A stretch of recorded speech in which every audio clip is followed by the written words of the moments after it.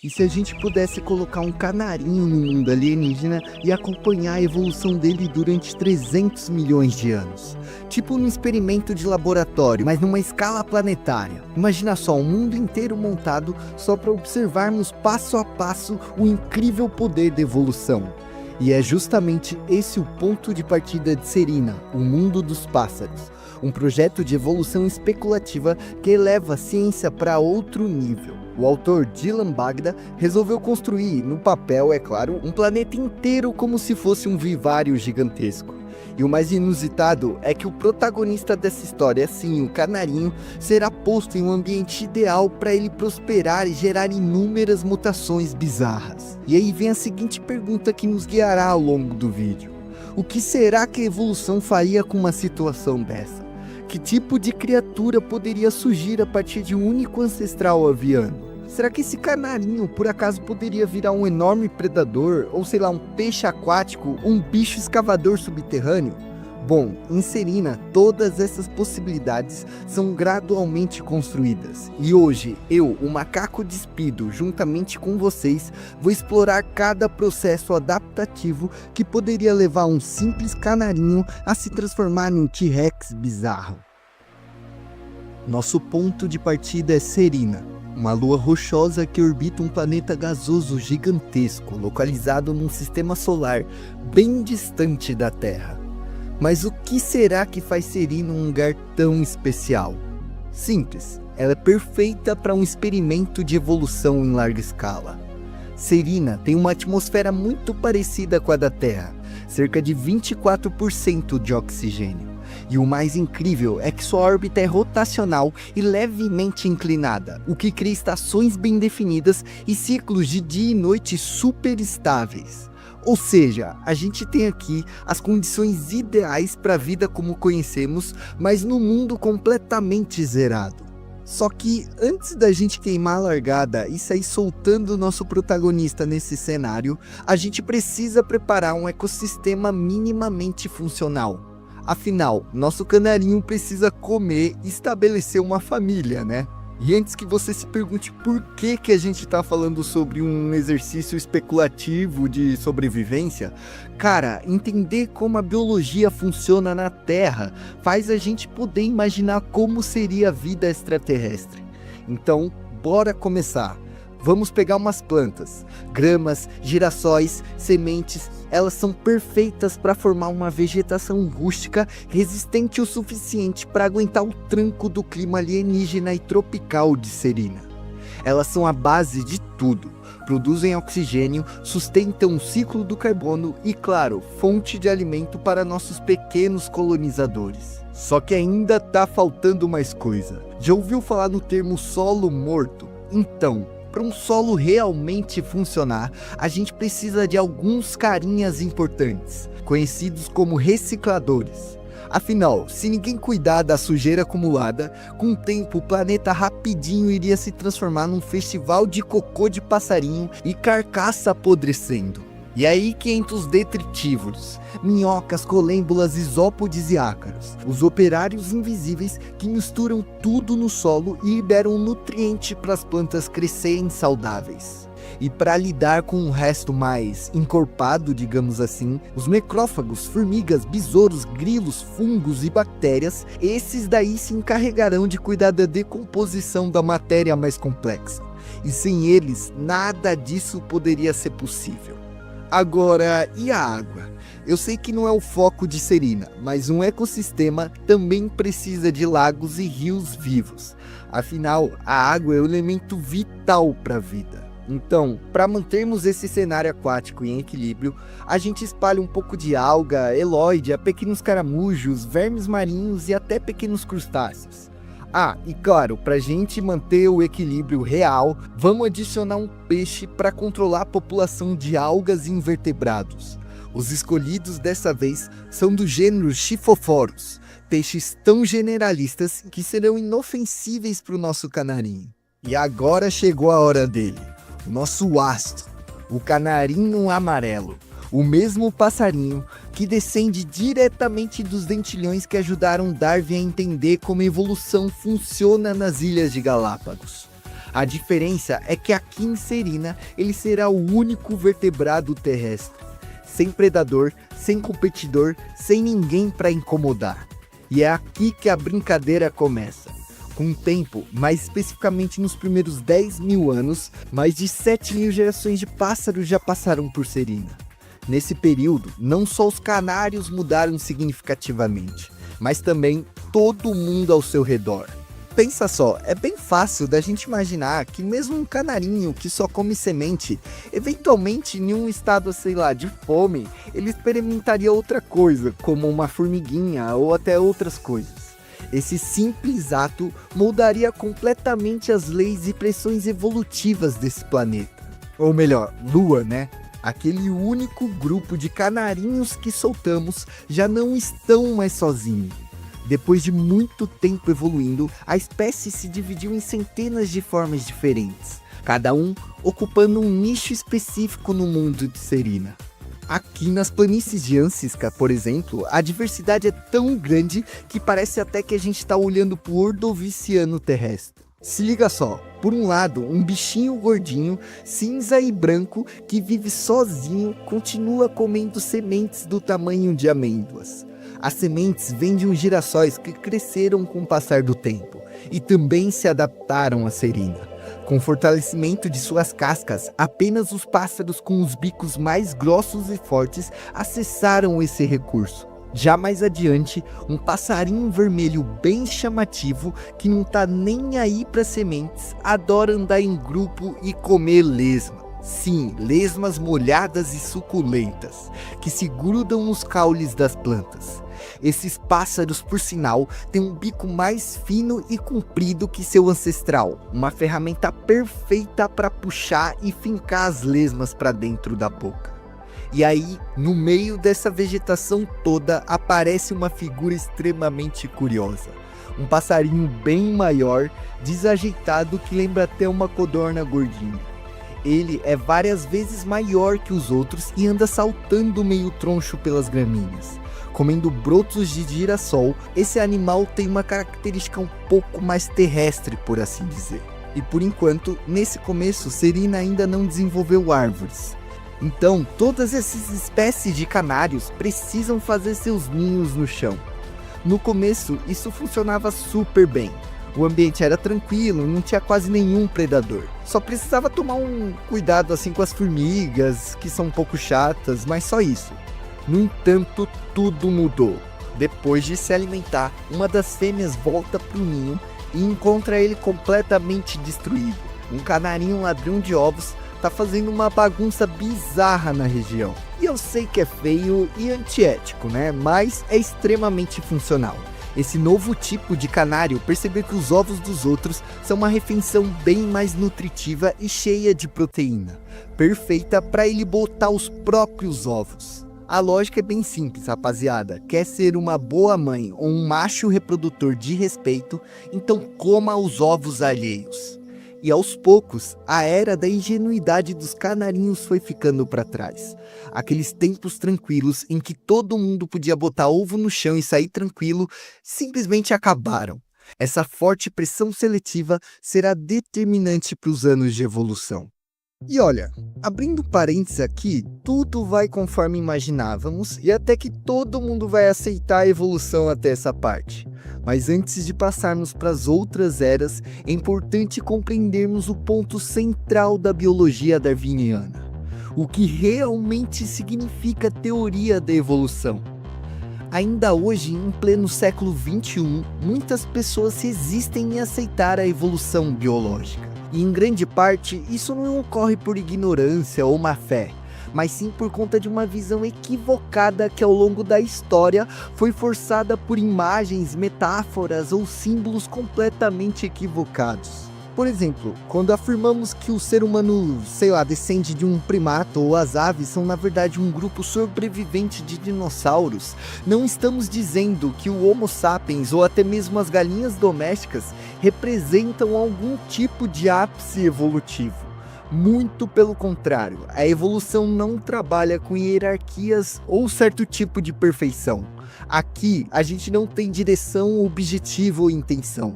E é o mais belo puro caos da vida que nos comanda. E aquele que der certo simplesmente prevalecerá. Enfim, o que eu quero que você entenda aqui em diante é que para nós evolucionistas a vida é profundamente plástica. Quer um exemplo? Se eu te mostrar esse carinha aqui, certamente você não diria que ele originou as baleias modernas.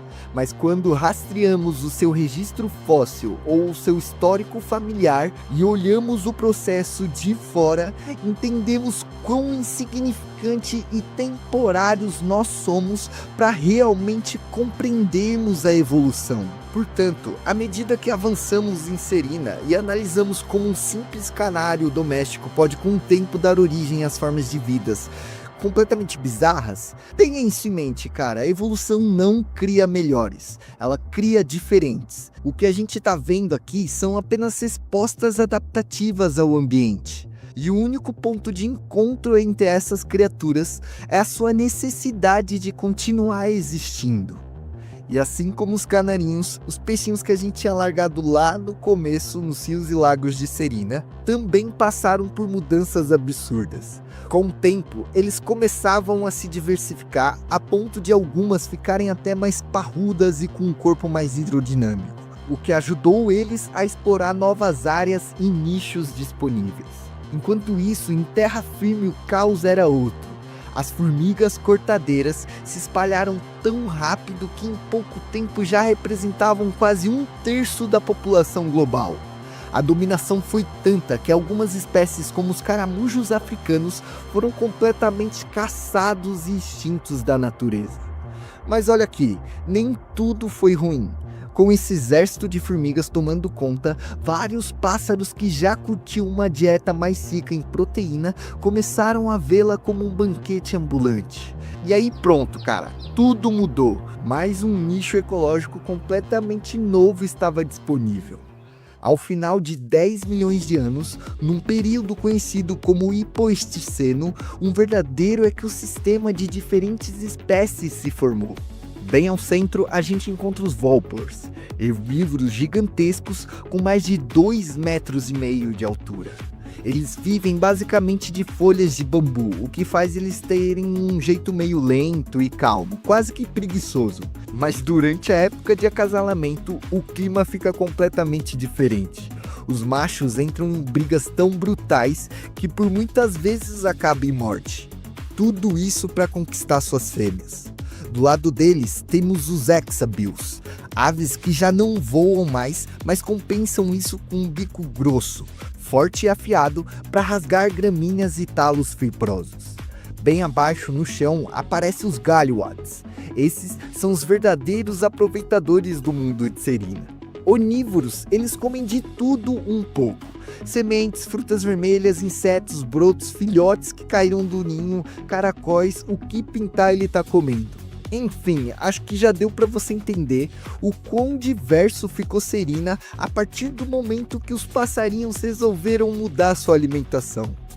Chegando ao marco de 11 milhões de anos do início do experimento em Serina, entramos na Era Tempocênica. Nos últimos milhões de anos, esse planeta entrou em uma nova condição climática.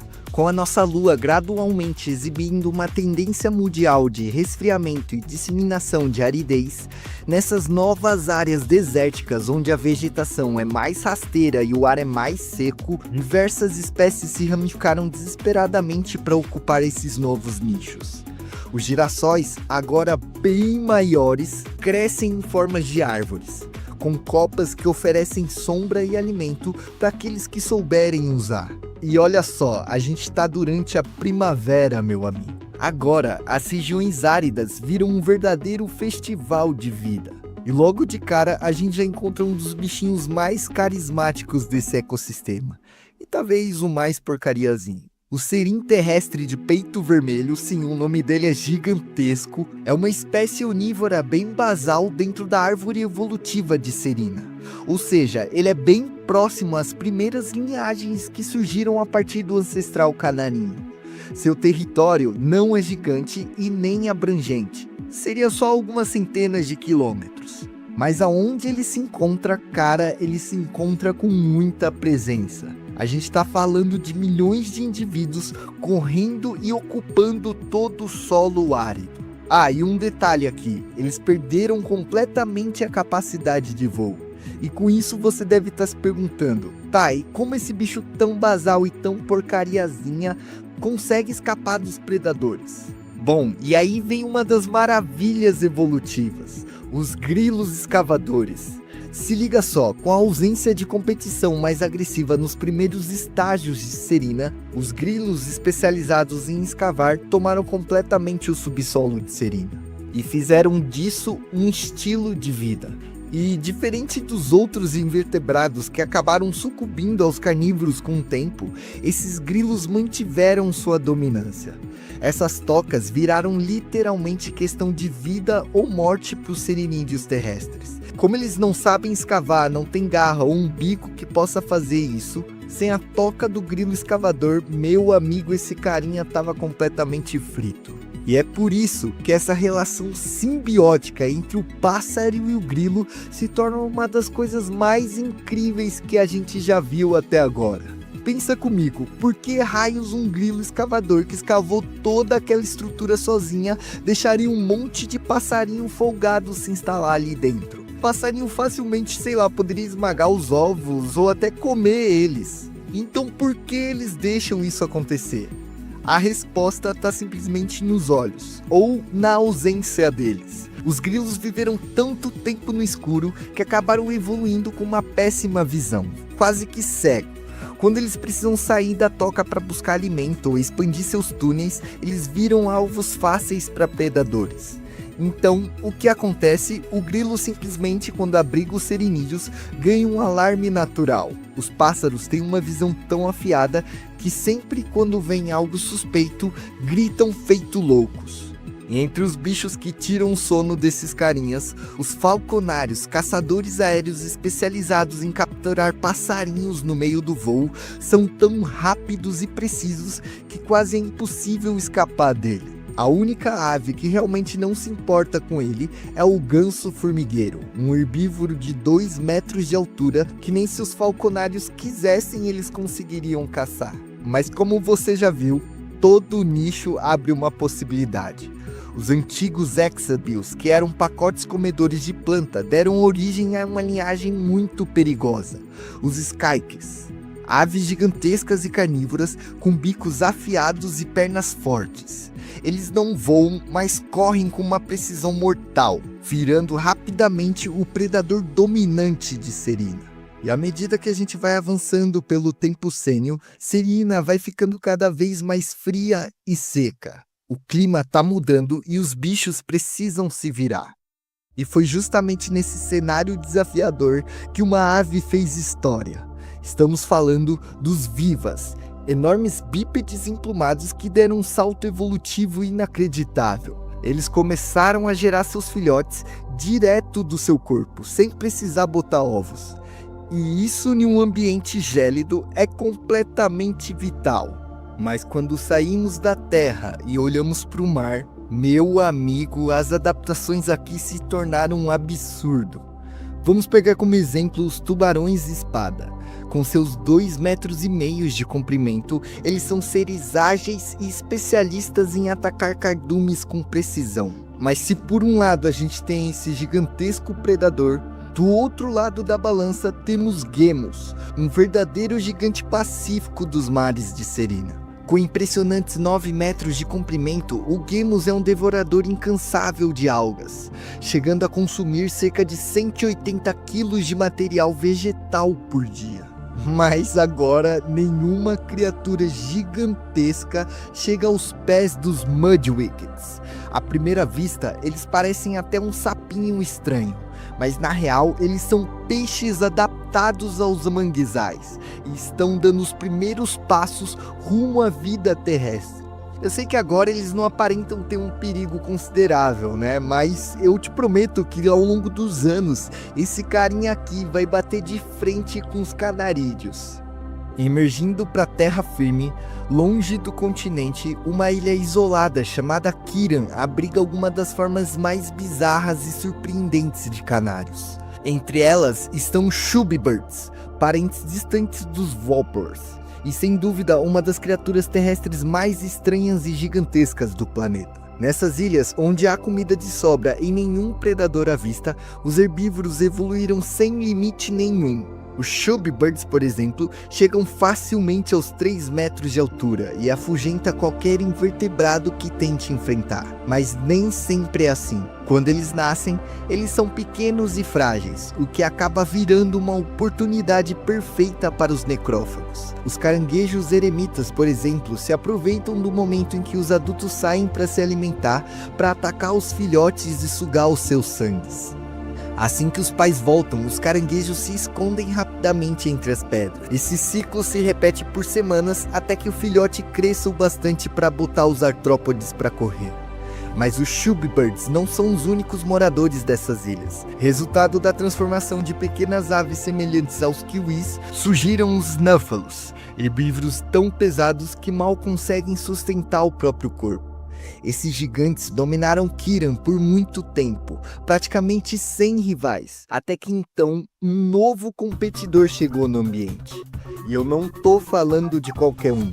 Os açougueiros, talvez a criatura mais inteligente que já pisou nessa lua, são aves incrivelmente sociais, ótimas corredoras e ainda por cima sabem voar.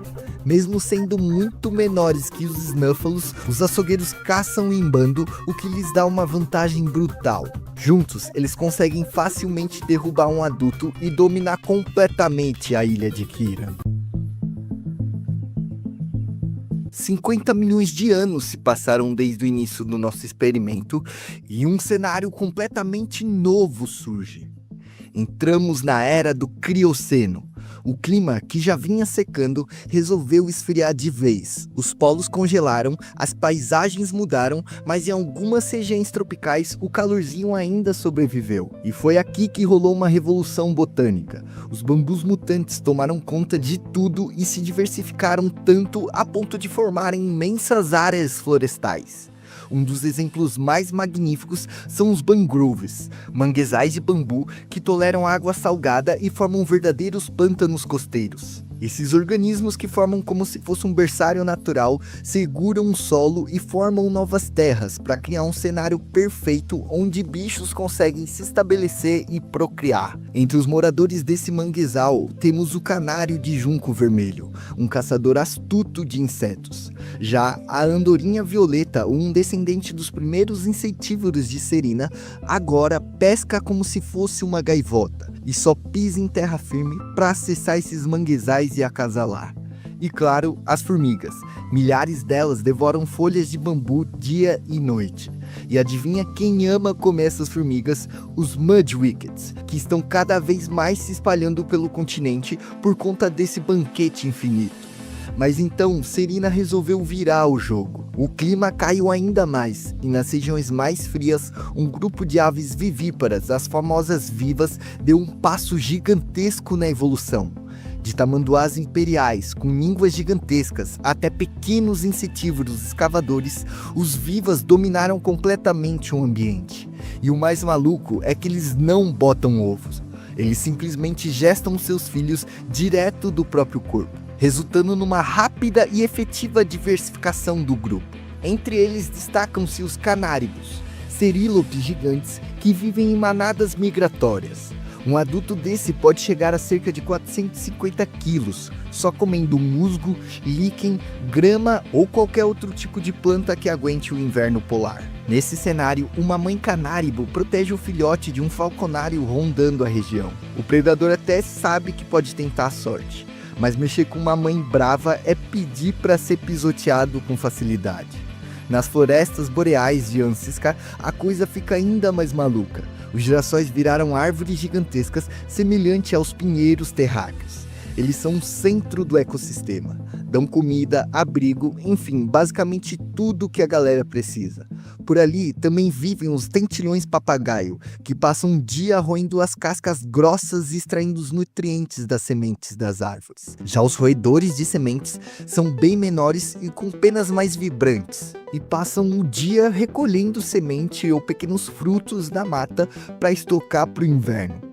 Agora, se você acha que aqui só tem um passarinho fofo, se liga só no Anvilbix, brutamontes onívoros que não voam e descendem dos antigos hexabios. Seus bicos são tão resistentes que são capazes de esmagar sementes, ossos e até outras aves. E depois de 60 milhões de anos de história evolutiva, um verdadeiro titã surgiu, o Serim tirano.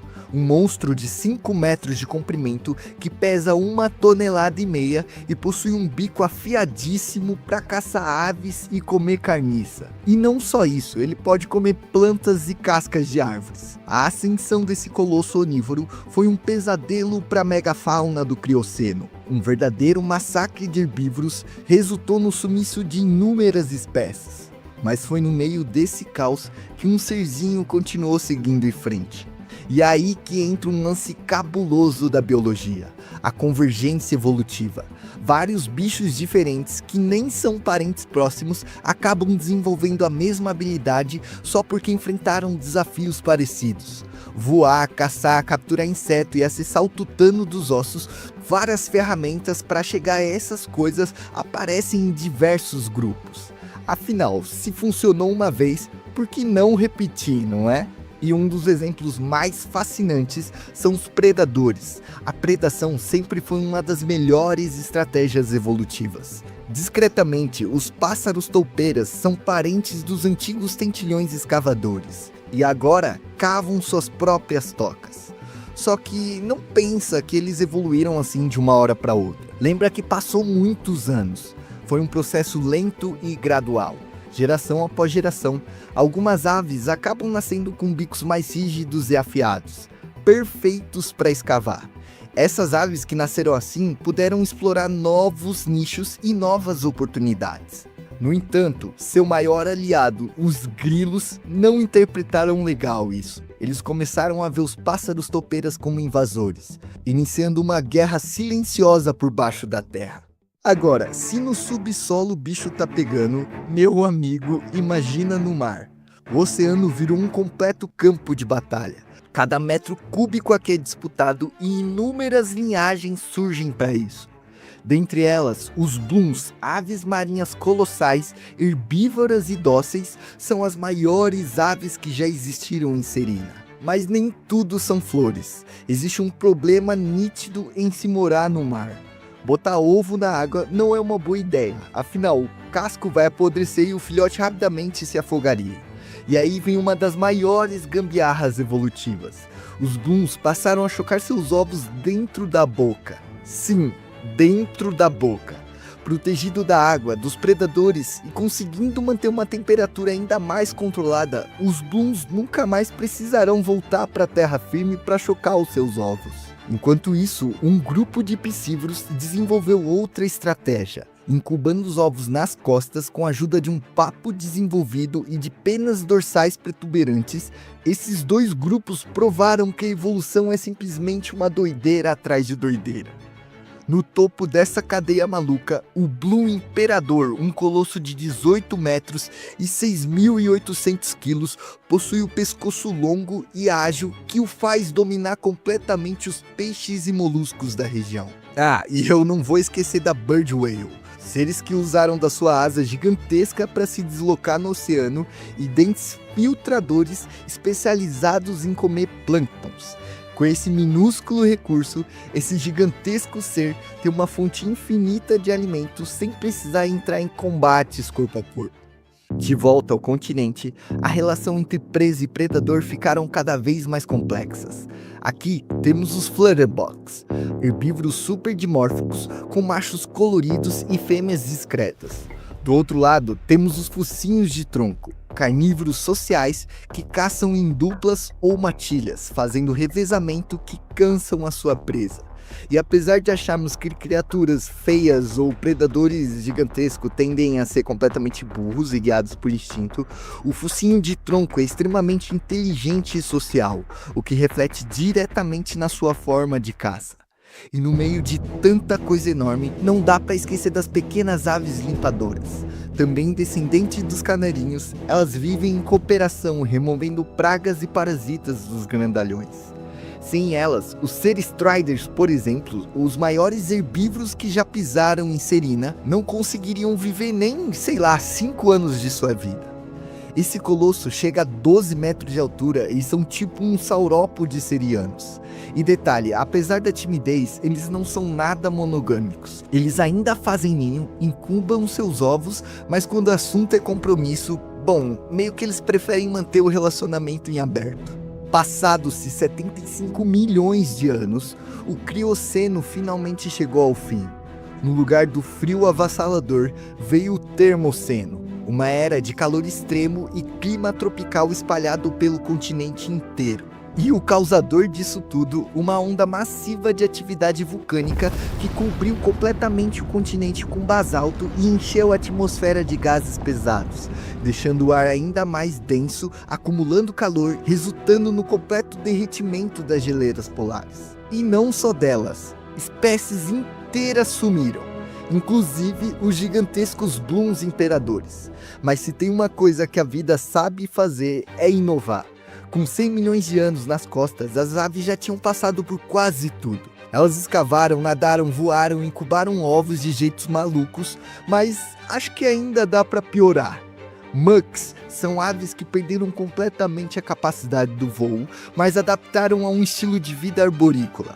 Sua única garra na asa é alongada e desenvolvida o suficiente para se prender em estruturas verticais. Logo abaixo temos os ornitéres, herbívoros que começaram a desenvolver estruturas parecidas com molares que facilitam a triturar a matéria vegetal e aceleram a digestão. Sem dúvida, uma adaptação notável. Além disso, essas criaturas substituíram completamente suas penas por plumas grossas. A adaptação de penas em algo novo frequentemente é utilizado pela natureza. E um dos grupos mais ousados foram os Serstriders pacnodérmicos, que usam das suas penas modificadas em formas de espinhos pontiagudos e duros para se proteger.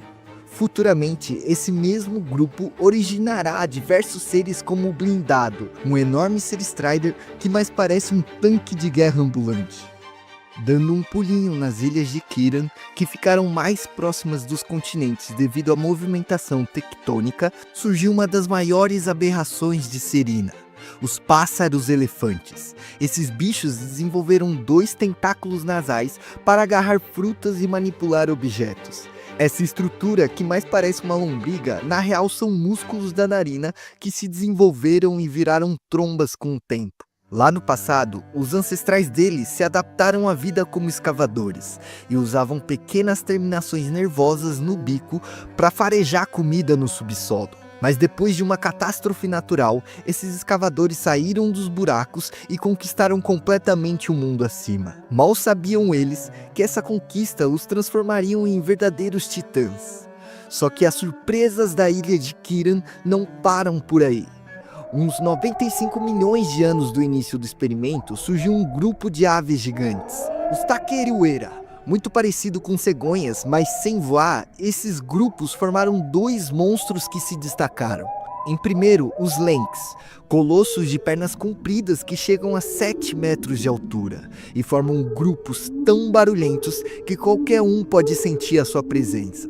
Depois, os Bonebeaks, nativos de Kiran. Eles são menores, quase que 2,5 metros de altura, mas são muito mais agressivos. Para você ter noção, eles são tão territorialistas que por muitas vezes eles atacam e devoram os membros da própria espécie só para demonstrar dominância. Kiran se tornou um verdadeiro campo de batalha evolutivo completamente isolado do continente.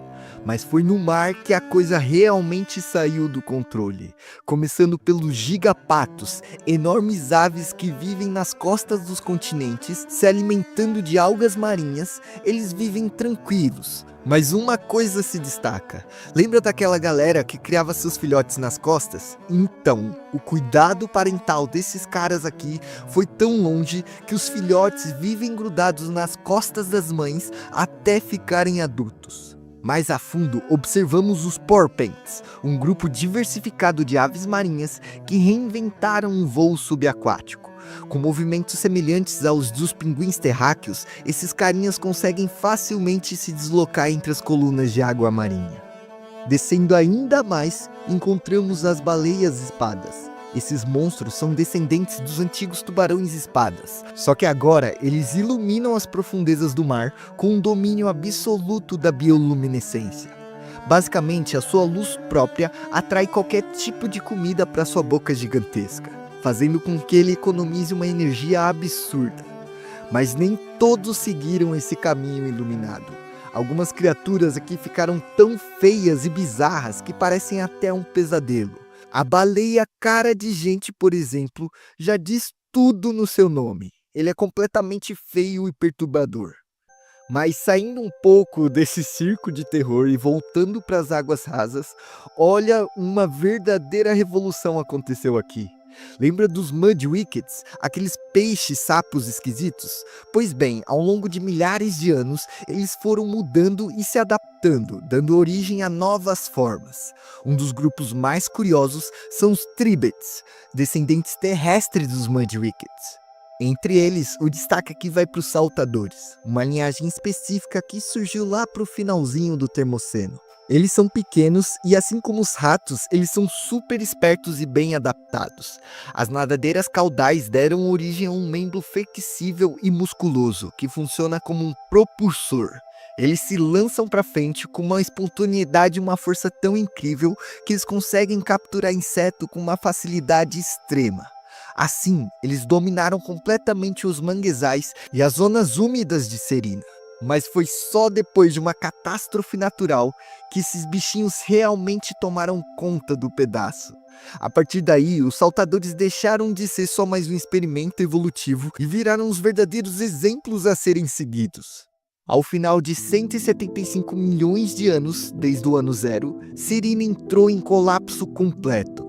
O clima alcançou temperaturas extremas, a atividade vulcânica e tectônica atingiu níveis jamais vistos, e então, um evento conhecido como Armagedon ocasionou uma sequência devastadora de catástrofes naturais. Ao todo, cerca de 99% das espécies desapareceram, e as paisagens mudaram radicalmente. As 8 grandes massas de terra da Lua finalmente se uniram, formando um único supercontinente. Ancisca do Sul, Altéria, Stevilande, Cari, todos se fundiram às ilhas de Kira. Mas esse novo cenário permaneceu quieto por muito tempo. A diversidade levou milhões de anos para surgir de novo. Afinal, em poucos momentos geológicos, quase que inteiramente a história de Serina foi apagada. Apenas algumas linhagens resistiram à fúria da natureza. Pequenas aves como os pássaros topeiras que viviam debaixo da terra, boa parte dos resistentes Tribets e uma enorme variedade de artrópodes, especialmente as formigas, conseguiram sobreviver. Escondidos, adaptáveis, covardes e silenciosos, esses foram os organismos escolhidos pela evolução para carregar o fardo do Armagedon e o peso de continuar existindo. Mas agora eu vou dar um salto aqui no tempo, tá? Porque pelo que você viu, toda a história será reescrita. Atingindo um marco de 250 milhões de anos desde o primeiro canarinho solto, Serina se recupera lentamente. A vida voltou a florescer e com ela os Tribets iniciaram uma nova explosão evolutiva. Algumas, como os Tribates, adaptaram-se ao voo noturno e se tornaram criaturas aladas da floresta. Outros evoluíram para formas bem mais agressivas, como os temidos cão de queixo quebrado, um dos maiores predadores da nova era. Esse carinha usa a propulsão das suas patas traseiras para armar emboscada e perseguir suas presas. E apesar de você achar que elas são estranhas e pouco funcionais, elas foram extremamente eficientes num mundo se recuperando de uma devastação. Mas os canarídeos e descendentes dos pássaros topeiras não ficaram para trás. Eles também evoluíram. E dessa vez, eles botaram tudo para jogo. Alguns se tornaram verdadeiros arcanjos titânicos, dominando o céu com 2 pares de asa, enquanto outros se espalharam por todo o canto da lua, ocupando todo tipo de nicho possível. E nesse vai e vem de linhagens, algo inédito aconteceu. A relação entre indivíduos e seu ambiente atingiu um novo patamar. Em alguns grupos, especialmente entre certas árvores, surgiu traços de inteligência complexa. Linguagem, ferramentas rudimentares e, eventualmente, formas de tecnologia própria indicaram um possível surgimento da consciência. E cara, isso não é uma simples adaptação, tá? A consciência é braba, um ser saber que ele tá existindo e como ele pode existir muda tudo no jogo. Enquanto isso, os descendentes dos Muckwickeds também trilhavam um caminho evolutivo tão surpreendente quanto os das aves. Com o tempo, uma característica inédita iria definir toda a sua jornada. Chifres articulados e musculosos formam estruturas que lembram galhadas móveis. Esses apêndices, eles não são apenas armas, eles tornam-se verdadeiras ferramentas, permitindo uma interação mais refinada com o ambiente. É como se eles fossem basicamente braços humanos. Escavar, construir, comunicar, produzir arte, os galhadas estavam abrindo possibilidades evolutivas completamente novas. Agora, 2 espécies completamente diferentes dominam Serena, uma vindo do mar e outro do ar. Será que esses 2 grandes vão entrar em guerra de novo? Ou será que eles vão achar um jeito de cooperar e existirem? O que vai acontecer daqui pra frente é totalmente imprevisível, e só o tempo e o poder da evolução pode nos dizer.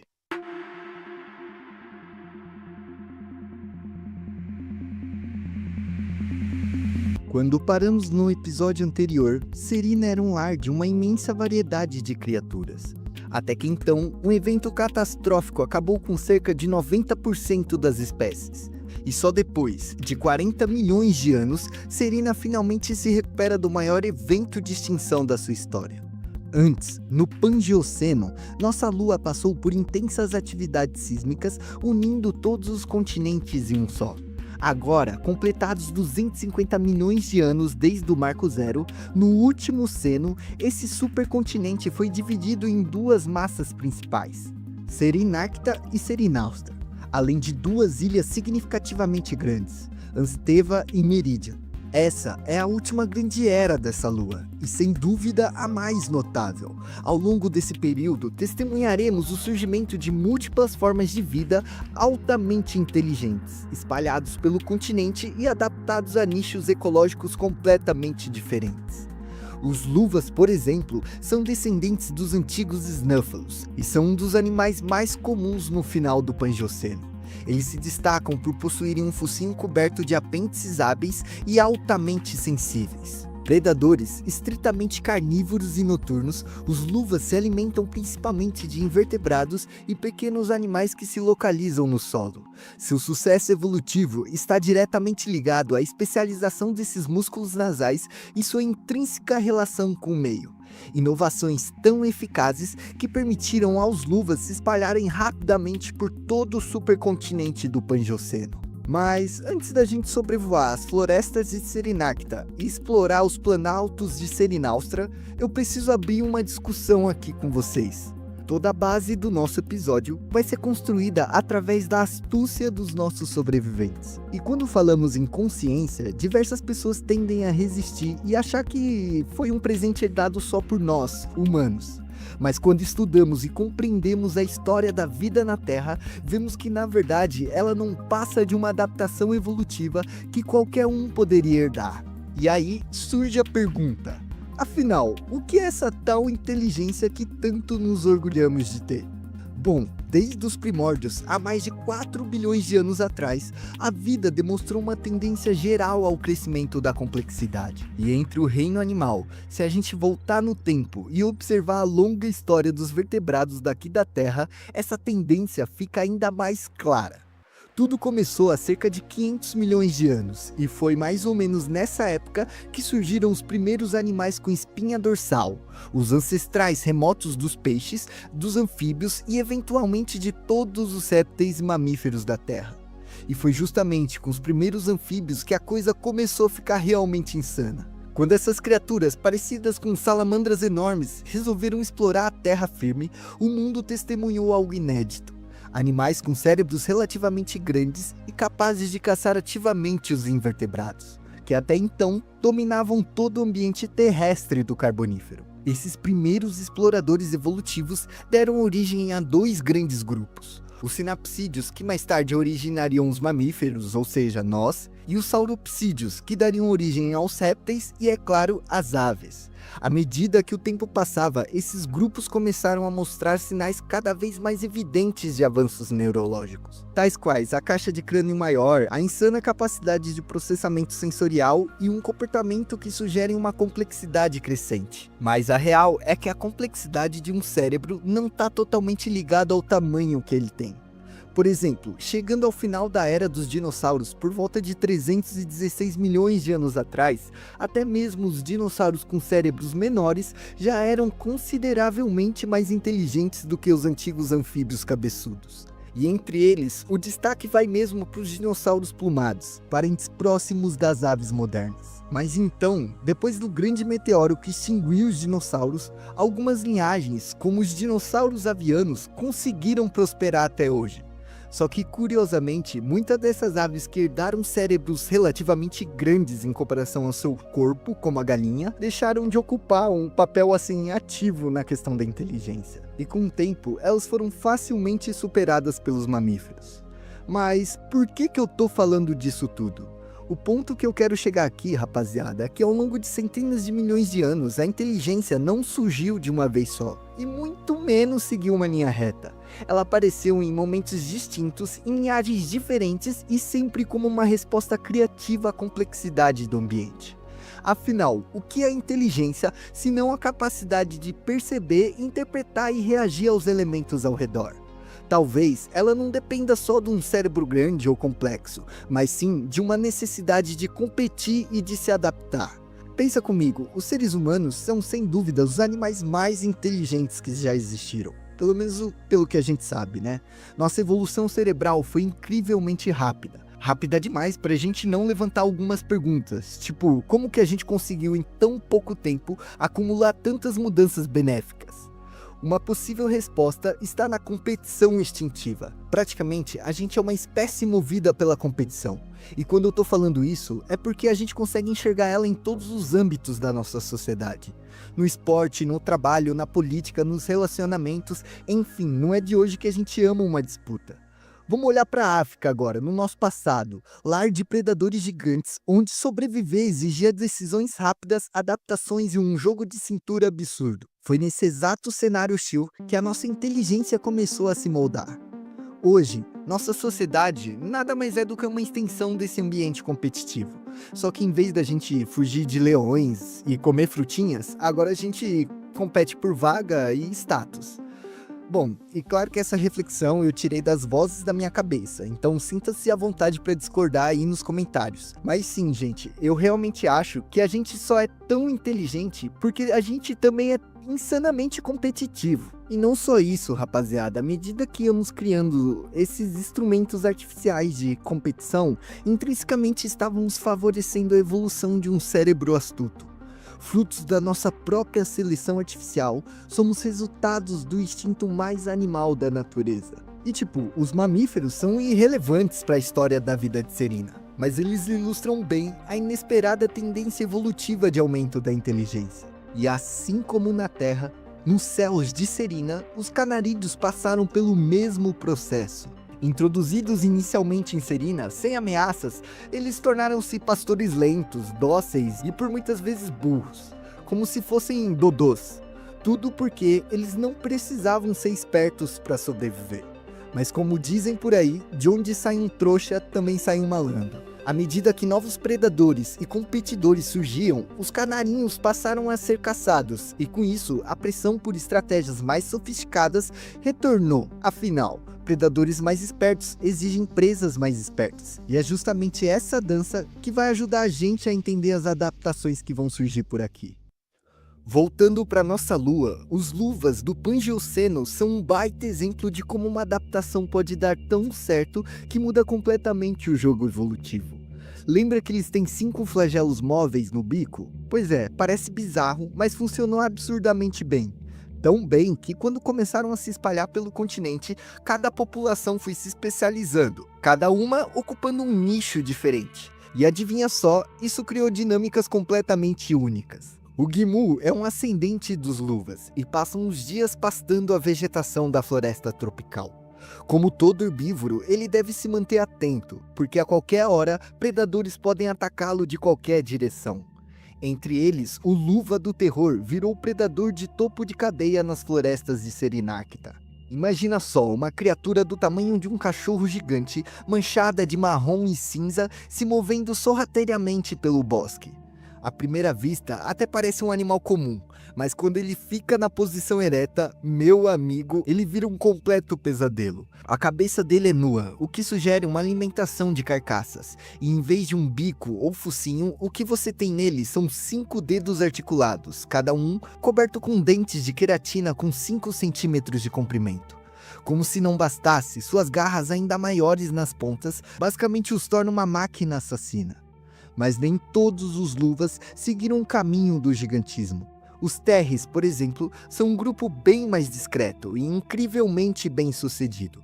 Eles são encontrados em boa parte do mundo e ocupam uma variedade enorme de nichos ecológicos. Os Terres são mais ágeis, adaptados e a sua característica mais notável é a redução do número de seus apêndices faciais, mas a compensação de uma especialização de 2 tentáculos, extremamente hábeis. Como se fossem trombas de elefantes. Sobrevoando a floresta e indo para a costa do continente, a gente encontra um outro tipo de luva, os squawks. Eles são onívoros e generalistas, basicamente comem de tudo, mariscos, insetos, pequenos tríbetes, sementes, frutas, tubérculos e até folhinhas verdes. Essa quantidade absurda de luvas demonstra uma tendência evolutiva clara.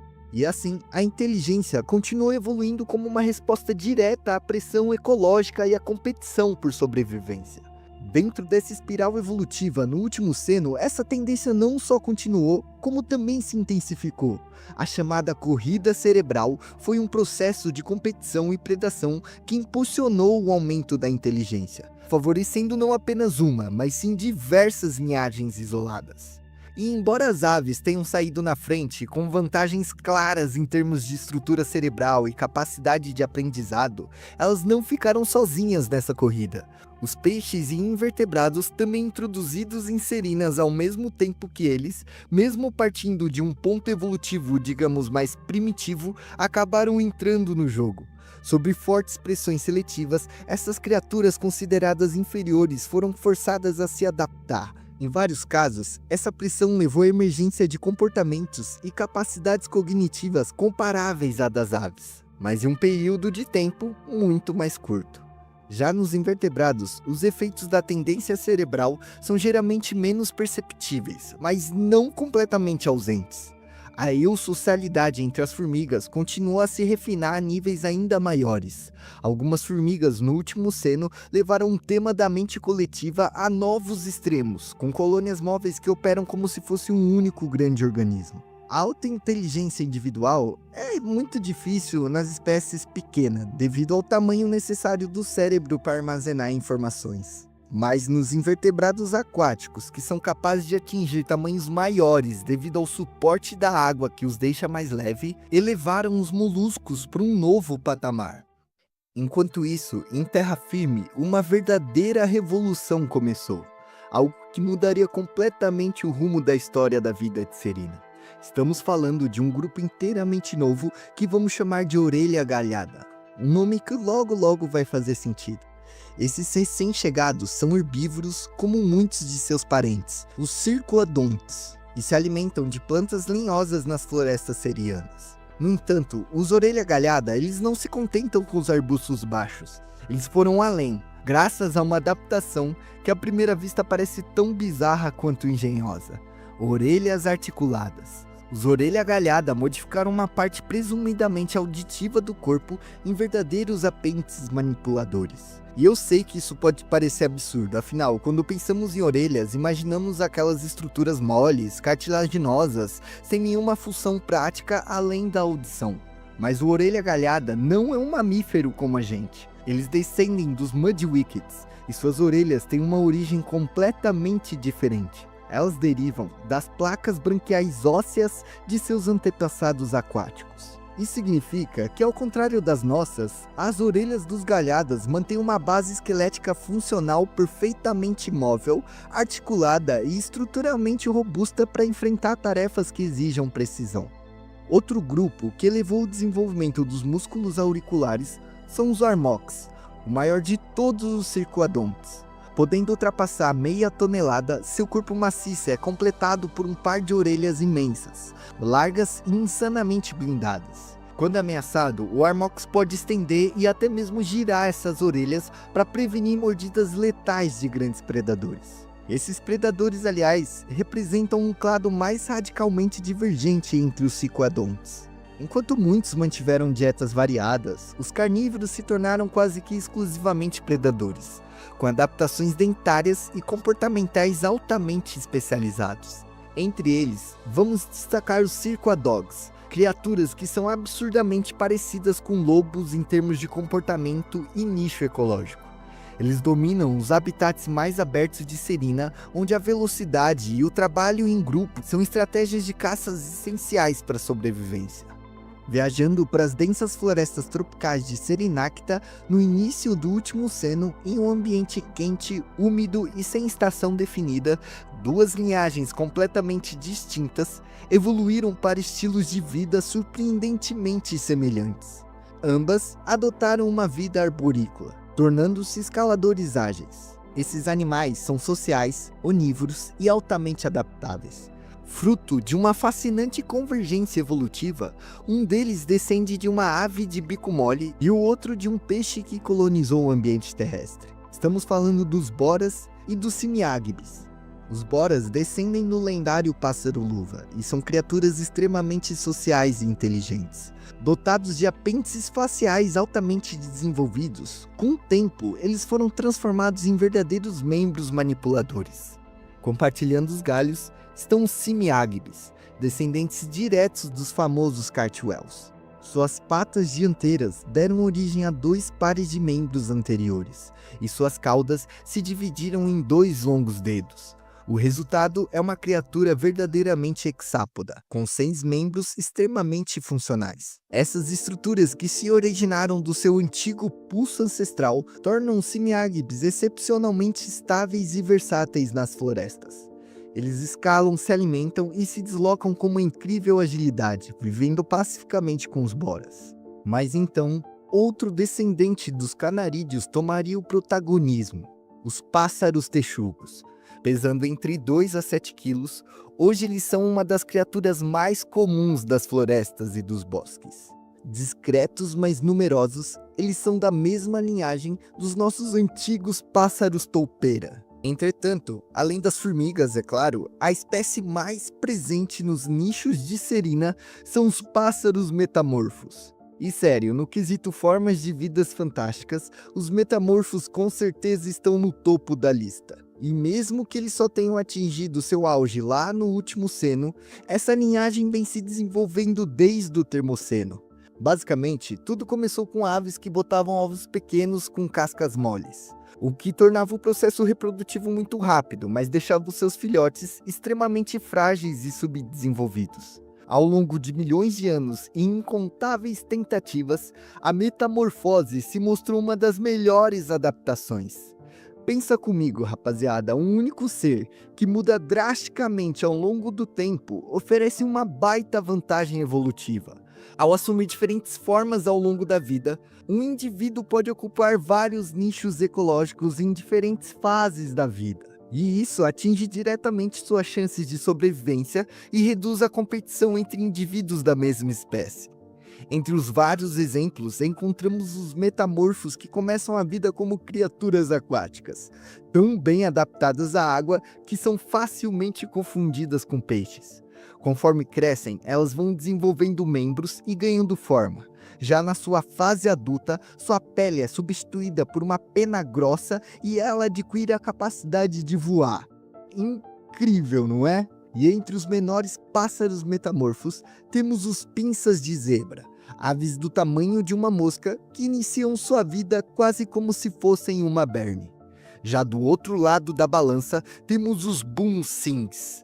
Com 15 metros de altura, eles são os maiores metamorfos que já pisaram em Serena. E com o passar de 65 milhões de anos dessa nova era, o começo do último Ceno finalmente chega ao fim.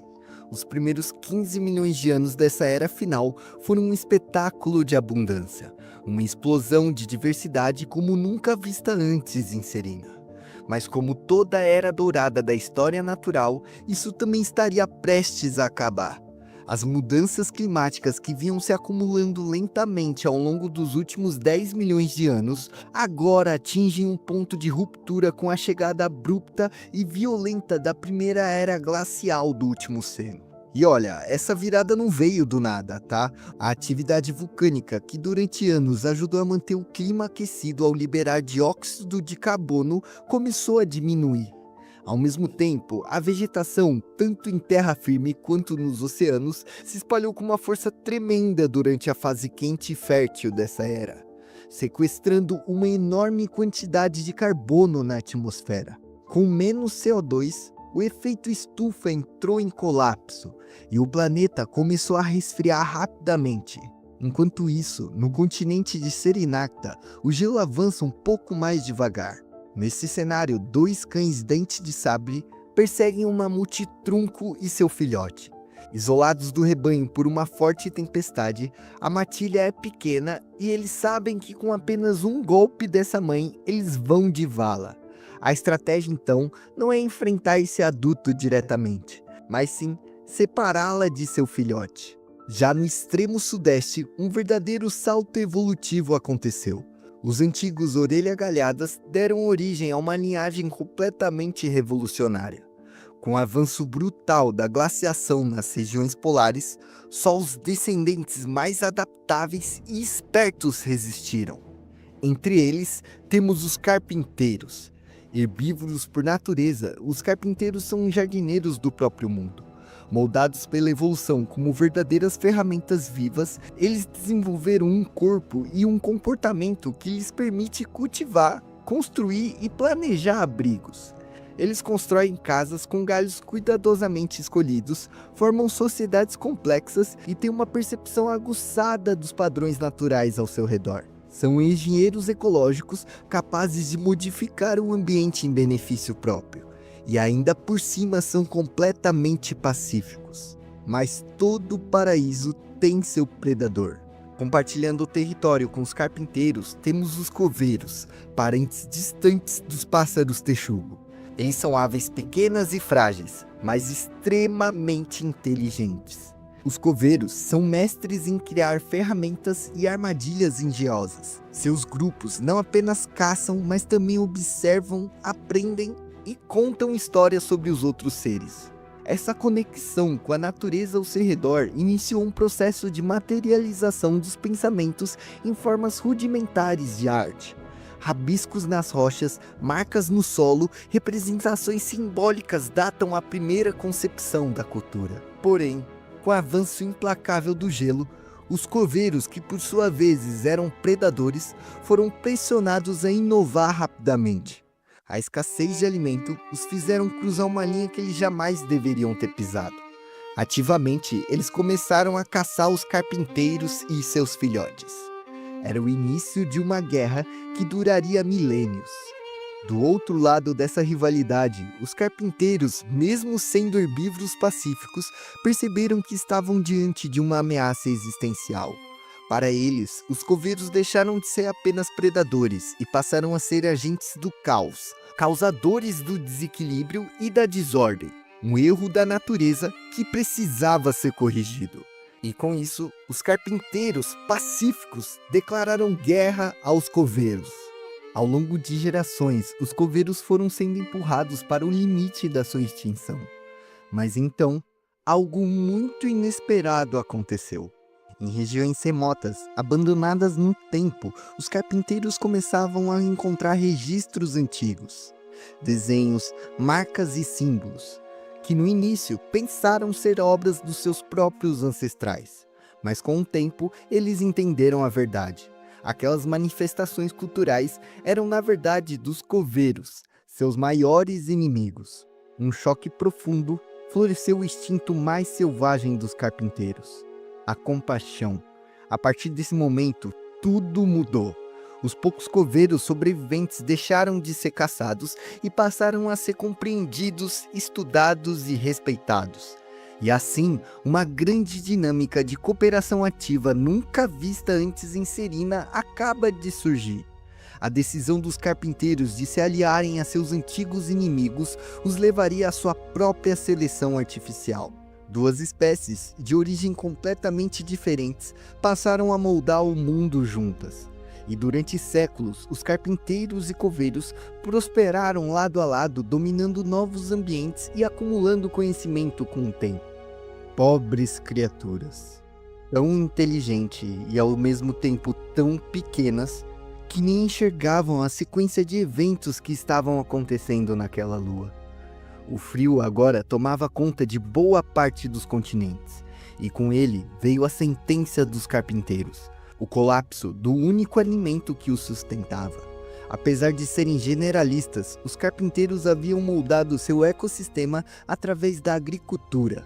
Com o tempo, a seleção artificial e a prática da monocultura os tornaram dependentes de um punhado de espécies vegetais. Plantas essas que simplesmente não resistiram à queda da temperatura. Sem alimento, os carpinteiros começaram a desaparecer. E mesmo com a lealdade e os esforços dos fiéis aliados, os coveiros, eles não conseguiram resistir ao peso da extinção. Numa noite calma e gelada, o último carpinteiro ergue os olhos para o céu, contemplando as estrelas enquanto aguarda o seu fim. Chegado a hora, depois de uma longa vida e marcada por inúmeras perdas, ele reúne seus amigos para uma despedida simples, mas cheia de significado. No fundo, ele sempre soube que a grande era de sua espécie estava próxima do fim. Mas mesmo diante da extinção, ele carrega uma compreensão profunda e serena sobre o mundo. Eles sabem que os coveiros, seus companheiros e antigos inimigos de jornada, seguirão vivos girando na roda da vida. E assim, com o último suspiro, o grande revolucionário de Serina desaparece. Mas isso não significa que Serina se renderia. Ao longo de 30 milhões de anos seguintes, os coveiros dedicaram sua vida para encontrar espécies inteligentes que habitam essa lua extraordinária. E com elas, atingirão patamares inimagináveis. 265 milhões de anos se passaram desde a soltura do nosso primeiro canarinho. E agora, no último seno médio, nossa lua passa pela maior queda de temperatura já registrada. Nossos protagonistas, os coveiros, 5.000 anos depois do desaparecimento dos últimos carpinteiros, evoluíram para uma sociedade coesa e especializada em longas navegações. Era o começo de uma grande era de expedições oceânicas em Serina. E é claro que essa virada não veio do nada. Como tudo nesse mundo, ela foi resultado direto das mudanças climáticas severas que devastaram os ecossistemas terrestres, obrigando os coveiros a buscar sustento em outros biomas. A pressão seletiva favoreceu aqueles mais engenhosos e colaborativos. Com poucos recursos, os coveiros foram capazes de criar ferramentas com fibras, ossos e pedras, desenvolvendo anzóis adaptados a diferentes tipos de presa. Mas mesmo assim, uma limitação clara persistia em sua espécie. Munidos de tecnologias, eles não eram capazes de ver o mundo como antigamente. Antes, eles contavam com os carpinteiros para fazer tarefas mais complexas e até mesmo guiar, trazendo outra visão de mundo para o seu povo. E é por isso que mesmo após milênios do seu desaparecimento, a memória desses aliados continua mais viva do que nunca. Através de pinturas rupestres e culturas orais, eles se tornaram figuras centrais de uma religião primitiva baseada em símbolos de empatia e na convivência pacífica com todas as formas de vida de Serena. Inspirados por essa filosofia, os coveiros se viam agora como guardiões morais desse planeta. Exploradores não só do oceano, mas de qualquer lugar que guardasse um traço de inteligência. E foi nesse espírito que eles encontraram criaturas surpreendentes ao longo de suas viagens marítimas. Entre elas, um grupo de aves metamórficas adaptadas ao ambiente marinho. Os orelhas de Guelra. Respirando por guelras evoluídas a partir do canal auditivo, essas aves lembram muito mais os peixes do que os próprios pássaros. E algumas, como Itami, preenchem um nicho ecológico equivalente a de predadores terráqueos como os tubarões. Enquanto isso, outras espécies seguiram um caminho evolutivo totalmente diferente. Os pássaros da areia. Com corpos que lembram as enguias, eles passam a maior parte do tempo enterrados no sedimento. O comportamento lembra muitos de algumas enguias e até mesmo alguns linguados. E sua estratégia de caça é igualmente semelhante. Usando suas línguas finas e rosadas como iscas móveis, eles atraem pequenos animais curiosos diretamente para sua boca. Essa biodiversidade mostra não só o potencial adaptativo que as aves conquistaram em Serena, mas também a grande disputa para ocupar diversos nichos desse planeta. Ela se tornou tão cabulosa que, mesmo vivendo no fundo do mar, nem todos os predadores aquáticos seguiram o caminho das guelras. Um outro grupo, conhecido como cobra enguia, são descendentes dos pequenos peixes herbívoros e evoluíram para respirar o ar, ocupando um papel semelhante ao dos crocodilos daqui da Terra, assim como nossos répteis aquáticos que permaneceram imutáveis desde a época dos dinossauros. As cobras enguia ocupam um nicho extremamente próspero e estável. Só que após o colapso ecológico na era glacial do último Ceno, apenas uma dessas espécies de cobra sobreviveram: os dragões marinhos migratórios. Uma criatura extremamente inteligente, social e com um comportamento cooperativo que inclui até mesmo outras espécies. E falando em outras espécies, não foram as aves costeiras e muito menos os descendentes dos peixes que mais surpreenderam os coveiros. O contato mais impressionante e perturbador foi com as formigas do mar. Ao longo de eras, essas criaturas evoluíram como um dos grupos mais bem adaptados de Serena. Carregando uma fina camada de ar entre os pelos hidrofóbicos de seu corpo, elas conseguiram colonizar até mesmo regiões parcialmente submersas, criando colônias inteiras anfíbias, móveis e altamente agressivas. Seu comportamento é fantástico e incrivelmente sincronizado. Por onde passam, nada escapa. Elas transformam os tecidos vivos em uma substância nutritiva viscosa, convertida em seiva para alimentar a sua rainha.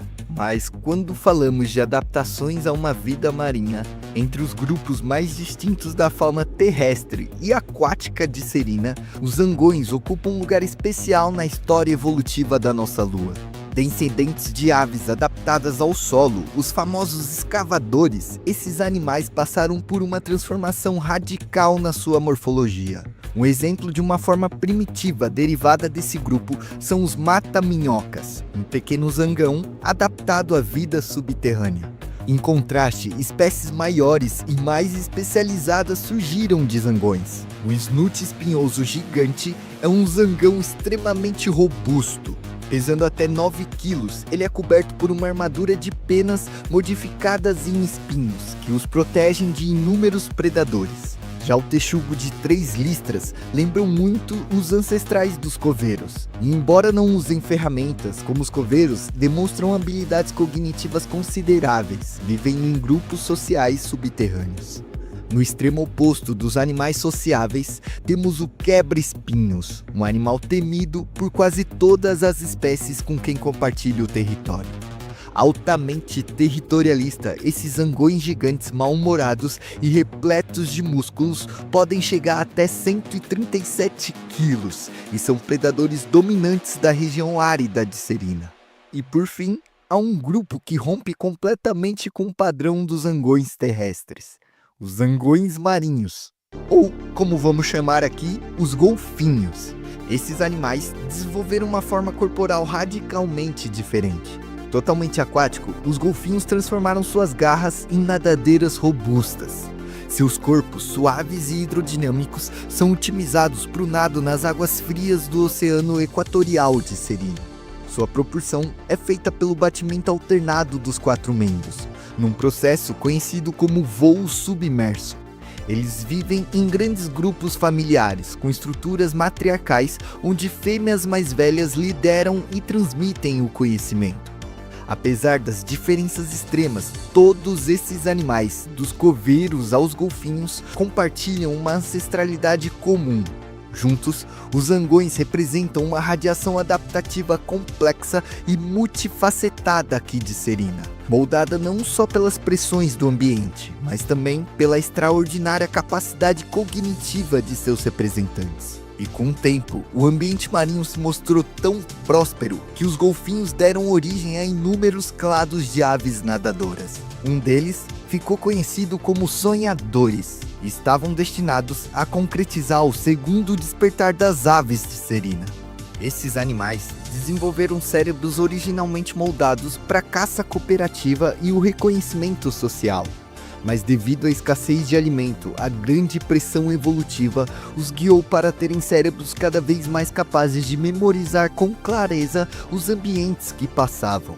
Bastaram algumas mutações na densidade neural para acender algo que mudaria completamente o destino dos golfinhos.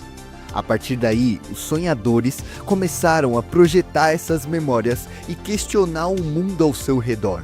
E olha, o nome sonhador não vem do acaso, tá? Ele vem de um traço neurológico que também carregamos em nossas mentes. A incrível habilidade de dormir com o hemisfério cerebral, enquanto a outra continua extremamente ativa.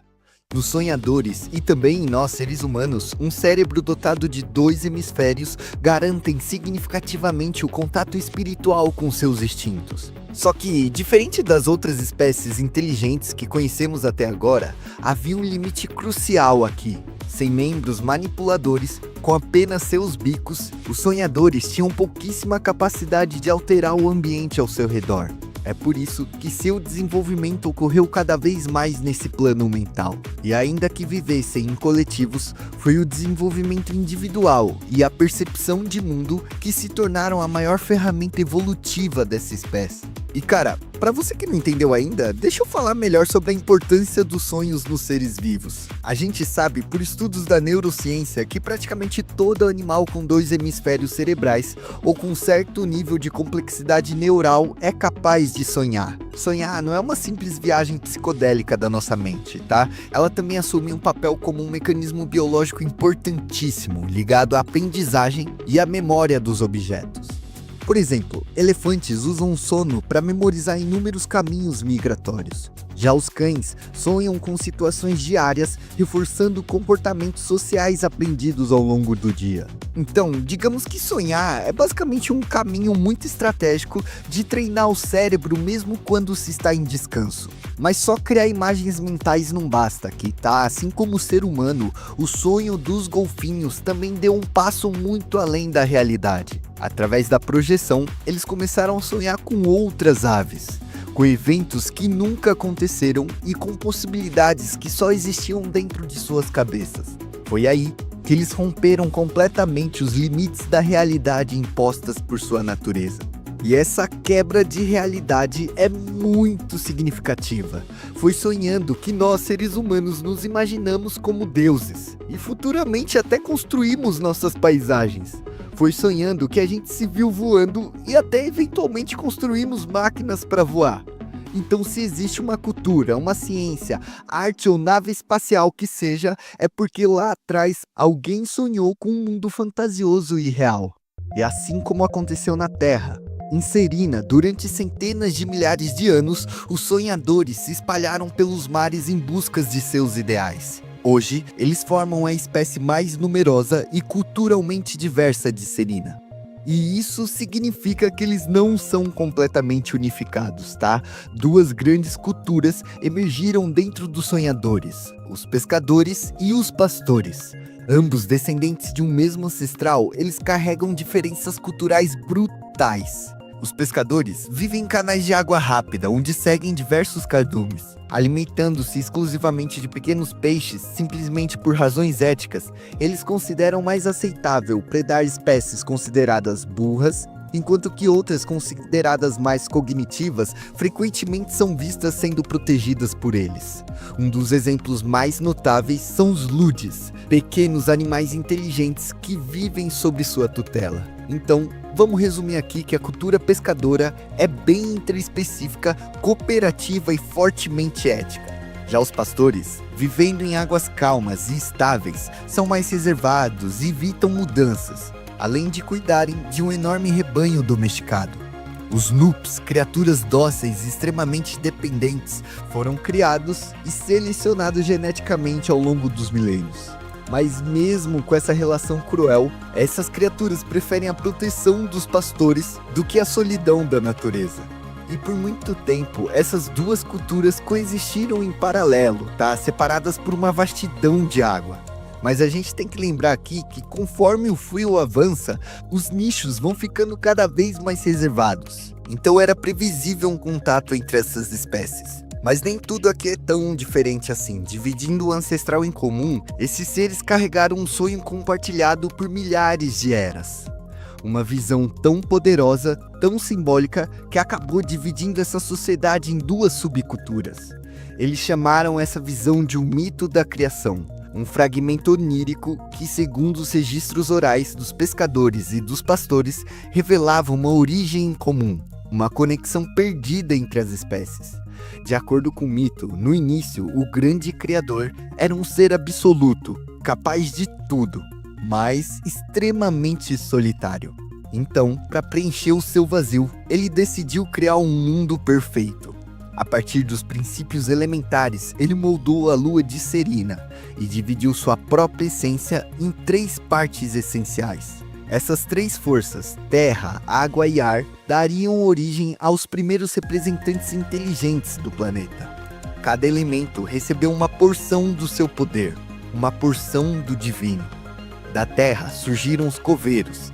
Teimosos como o solo que pisavam, eles eram especialistas em transformar o ambiente sem se importar com a dificuldade. Já na água nasceram os sonhadores, criaturas adaptáveis, resilientes e capazes de explorar as regiões mais extremas do planeta. Como os oceanos eram profundos e flexíveis, e sua maior força estava na mente e na capacidade da transformação. E por fim, o ar, uma figura misteriosa que não se revelou para eles. Pouco se sabia sobre ela, os relatos eram extremamente vagos e dispersos, mas sua presença era significativamente constante nos registros dos 2 povos. Segundo os sonhadores, o objetivo do Criador era claro. Um dia, esses 3 fragmentos do universo deveriam se reunir e da sua junção formar o fogo. Mas não fogo literal, O fogo era um símbolo da transformação definitiva de Serina. Um poder criativo que transcenderia o limite de toda a espécie. Mas como acontece com toda boa mitologia, as interpretações logo se mostraram completamente opostas. Para os pastores, esse mito reforçava a ideia de que sua linhagem era a mais pura e central, a encarnação direta dos legados do Criador. Eles passaram a se ver como legítimos herdeiros do mundo e se isolaram dos demais. Já os pescadores partiram para outra interpretação. Para eles, o mito era basicamente um chamado, uma profecia que indicava que outras espécies inteligentes existiam ou já haviam existido em Serina. E sua missão agora seria encontrá-las e reunificá-las em uma só. Infelizmente, essa discrepância filosófica sobre um mesmo sonho levou os pescadores e os pastores a uma guerra secular que parecia interminável. Os pescadores consideravam os pastores como maus e seres sem qualquer tipo de empatia. Já os pastores consideravam os pescadores como fracos, inocentes e piedosos. Mas tudo isso mudaria quando o contato com novas espécies marinhas e terrestres aconteceu. Enquanto os coveiros, recém-chegados das terras secas, ainda exploravam os litorais, aprendendo a dominar o mar com seus barcos, os primeiros pescadores observavam-nos de longe. Mas o medo de que os coveiros fossem tão agressivos quanto os pastores, seus irmãos, atrasou muito a troca cultural desses povos. Ao mesmo tempo, uma nova espécie emergia do oceano.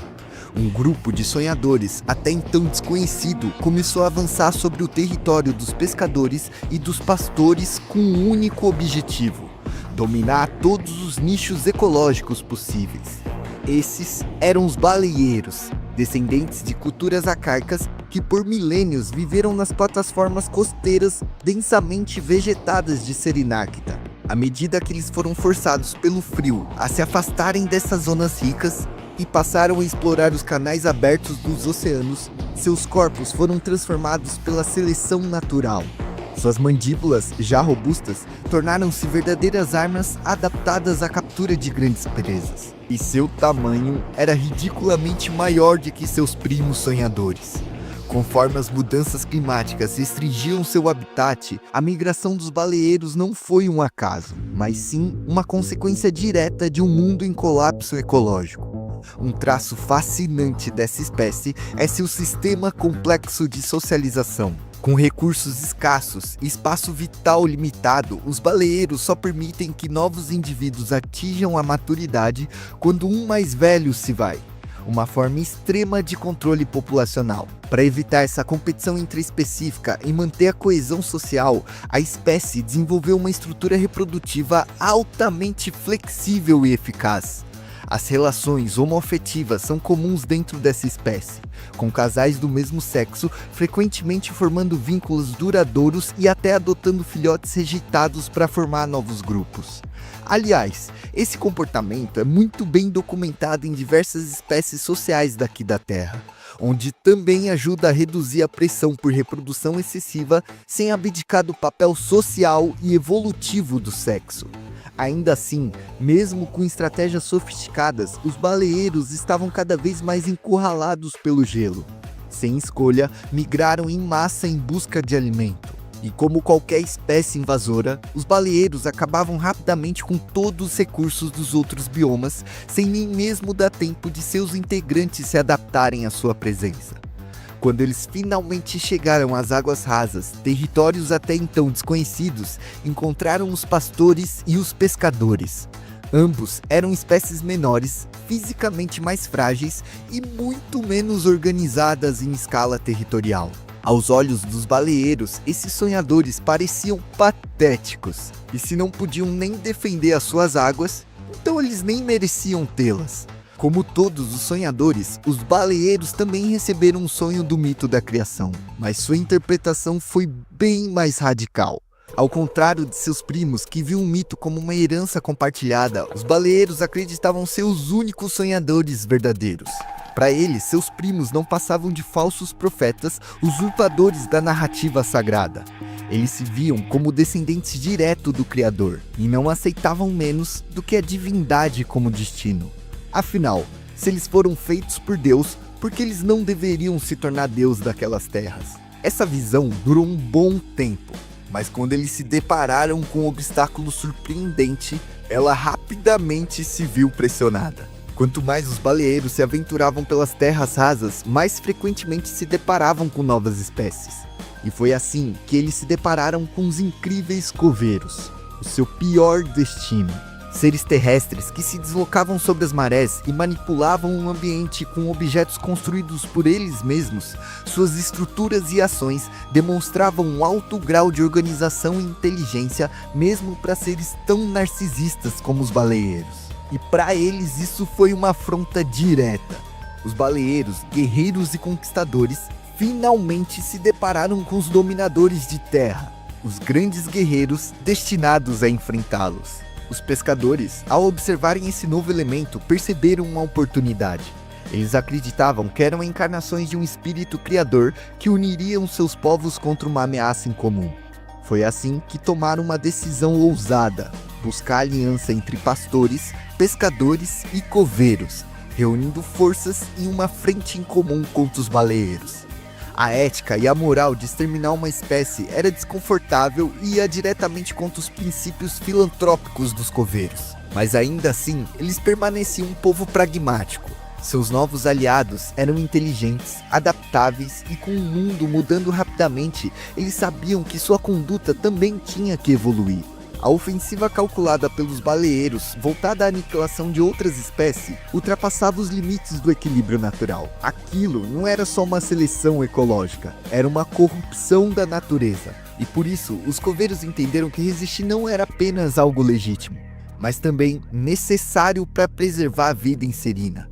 O inimigo era muito maior e muito mais forte, mas isso não significa que ele era invencível. Para neutralizar as vantagens físicas dos baleeiros, os coveiros recorreram à sua maior especialidade, a criação de armas. Projetando armaduras para os pastores e pescadores, eles usaram ossos, conchas e materiais de antigas caças para criar placas protetoras costuradas diretamente sobre seus corpos.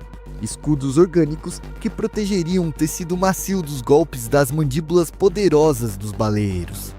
Ao mesmo tempo, os pastores e pescadores usaram seu conhecimento do território para virar completamente o jogo. E depois que os coveiros aceitaram sua missão de vencer essa guerra, eles foram realmente implacáveis. Envenenaram as águas dos baleeiros, desviaram colônias inteiras de formigas do mar só para que elas pudessem devorar seus inimigos vivos. E eu nem preciso falar que inúmeras vidas foram perdidas. De ambos os lados, tá? Mas no fim, a coalizão entre coveiros, pastores e pescadores prevaleceu sobre qualquer obstáculo natural. Os baleeiros, vendo seus próprios companheiros sucumbirem, não tiveram outra escolha a não ser recuar. E quando o silêncio voltou e a espuma do mar ficou tingida de vermelho, pescadores e pastores não sentiram nenhum orgulho daquilo. Eles apenas sentiam o peso da guerra. Afinal, como poderiam ser tão diferentes daqueles que juravam derrotar se eles começaram a gostar daquela destruição? Foi assim que, diante da devastação que havia ajudado a provocar, coveiros e sonhadores decidiram interromper o ciclo da violência. Juntos, eles dedicaram centenas de anos a reequilibrar os ecossistemas afetados. Só que os sonhadores sabiam que isso não bastava. Se eles quisessem realmente resolver aquela história, eles precisariam concretizar a sua antiga visão. Para eles, só havia um caminho para transcender a brutalidade natural: a unificação completa, a fusão entre o povo da terra, o povo do mar e o desconhecido povo do ar. Assim, coveiros e sonhadores partiram lado a lado, iniciando uma jornada em busca do terceiro elemento. Os dominadores da inteligência do ar seria a única esperança contra o clima que ameaçava todas as espécies de Serina. Cerca de 275 milhões de anos se passaram desde a soltura do nosso primeiro canarinho em Serina. Desde então, o planeta entrou na chamada Era Oceânica, um período de relativa estabilidade ecológica que durou mais de 5 milhões de anos. Um verdadeiro alívio em meio à longa estabilidade climática que o precedeu. Com grande parte da vida já adaptada às águas frias e ricas em plânctons do último Ceno, esse intervalo adicional permitiu a diversificação de linhagens inteiras. Novas espécies altamente especializadas emergiram, e com elas também novas necessidades. Boiando em vastas manadas submarinas, desliza uma das linhagens mais recentes a conquistar os domínios salinos das profundezas. Os Sea Lamps pertencem à segunda grande radiação evolutiva dos chamados pássaros tentáculos, um grupo distante, mas ainda aparentado dos enigmáticos luvas. Adaptados completamente à vida aquática, esses animais representam uma nova fronteira evolutiva no domínio das águas. Os Sea Lamps desenvolveram a capacidade de tolerar o consumo direto de água do mar, um feito fisiológico impressionante proporcionada por suas glândulas de sal. Ainda assim, grande parte da água que necessitam é obtida de forma indireta, a partir da sua dieta à base de algas marinhas e vegetação subaquática. Alguns indivíduos ultrapassam 400 quilos e, apesar de robustos, o maior obstáculo que enfrentam não é a ingestão de sal, mas sim a intensa pressão ecológica imposta por predadores e competidores. No interior dos mares, onde a vegetação é densa e os espaços mais protegidos, seu tamanho avantajado os torna praticamente imune à maioria dos carnívoros aquáticos. À medida que crescem, seu tamanho passa a funcionar como escudo biológico. Além disso, é na sua estratégia coletiva que essa espécie brilha. Manadas com centenas de indivíduos não são raras de se ver, e essa coesão social proporciona proteção adicional, tanto contra predadores quanto contra os riscos da extinção. No entanto, essa abundância traz um novo dilema: o sobrepastoreio. Grandes agrupamentos podem consumir a vegetação local em um ritmo tão acelerado que o ecossistema simplesmente não consegue se regenerar a tempo. É por isso que os Sea Lamps são altamente nômades, em constante movimento pela extensa pastagem subaquática de Serina.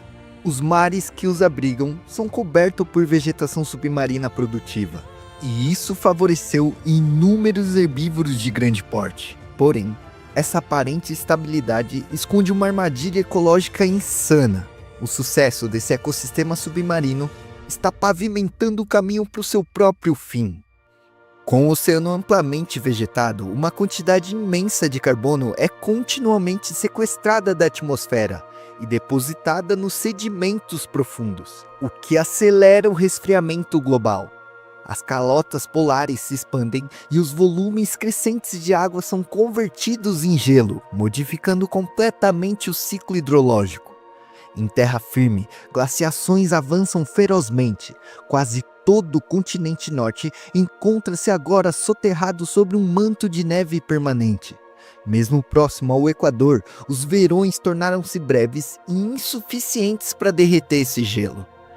Enquanto isso, nos mares, ilhas antes submersas emergem bloqueando corredores aquáticos cruciais. A corrente equatorial que mantinha o canal de gelo em constante fluxo foi completamente interrompida, e sem ela, o canal está fadado ao congelamento. A era oceânica até aqui representou um raro intervalo de segurança e prosperidade biológica em meio a uma extinção em massa que devastou a terra firme. Mas esse ciclo está prestes a se encerrar. Uma espiral de eventos catastróficos, já iniciada, irá culminar no colapso do sistema oceânico que sustentou a vida em Serina por tanto tempo. O planeta ainda terá um breve respiro antes de mergulhar de vez em sua tumba glacial.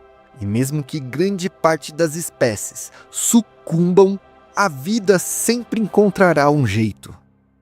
O clado mais diverso de vertebrados da história evolutiva de Serina atende pelo nome de pássaro metamorfo, uma linhagem que redefine os limites do que se entende por ave.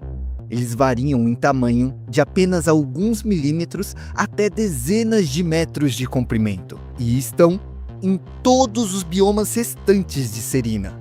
Do topo das montanhas ao fundo do oceano, eles incluem desde os menores vertebrados alados já registrados até aqui, até os maiores pássaros voadores que já existiram. A chave do sucesso evolutivo desse grupo está na forma como eles nascem, ou melhor, em como redefiniram o próprio nascimento. Tudo começa com um fenômeno evolutivo notável: a emergência de descendentes larvais de vida livre, eclodindo ainda em um estágio embrionário extremamente precoce. Esses filhotes, comparáveis a marsupiais que temos aqui na Terra, possuem esqueletos flexíveis e pouco calcificado, que permitiram que o desenvolvimento fosse desacoplado da rigidez típica das aves convencionais. Isso possibilitou a evolução de ovos de casca mole, progressivamente menores, que podiam ser chocados em condições externas inusitadas. E mais importante, permitiu que seus corpos fossem remodelados em fases posteriores à do ovo, dando origem a morfologias impossíveis para as aves que eclodem já prontas. Como resultado, os pássaros metamorfos do último Ceno não são apenas diversos, mas sim plasticamente insanos em adaptação. Um bom exemplo desse engenhoso mosaico evolutivo pode ser observado na costa de Serina. O galo de crista bolsa é uma das aves metamorfas mais comuns das regiões litorâneas do planeta.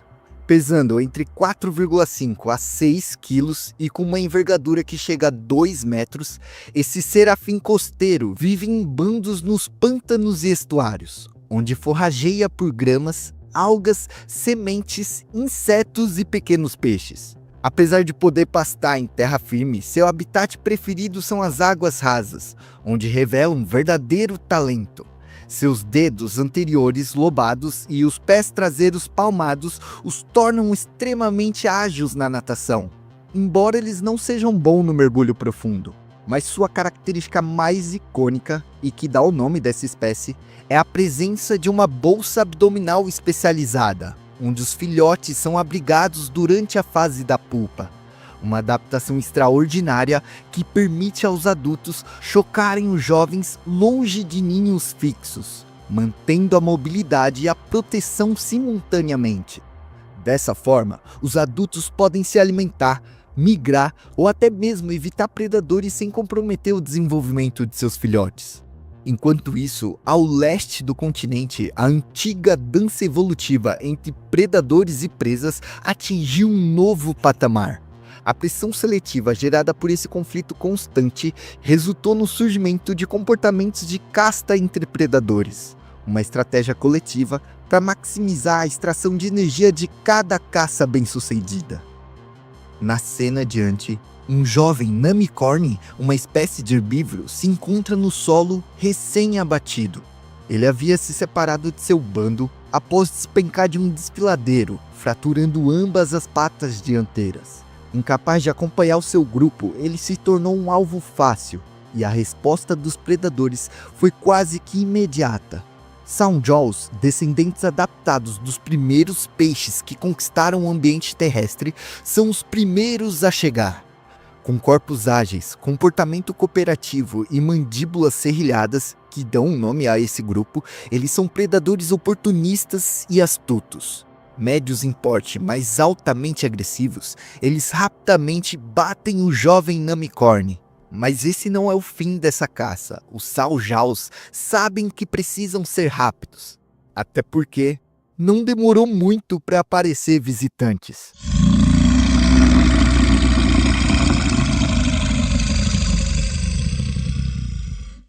Uma onda sonora brutal reverbera pelos vales e campos de Serena.